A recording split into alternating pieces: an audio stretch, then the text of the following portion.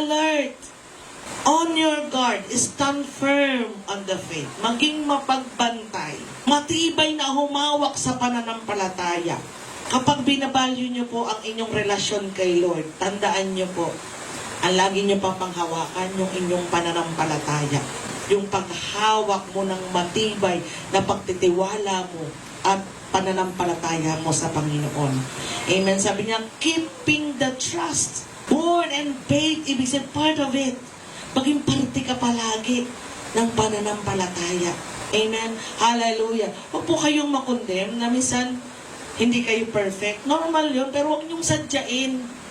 Iba yung nagkasala ka na alam mong hindi mo sinasadya at alam mong sinasadya mo.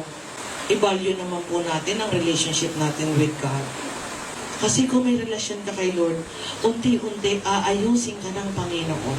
Aayusin yung pananalita mo, pagtingin mo sa sitwasyon, kasama po yan.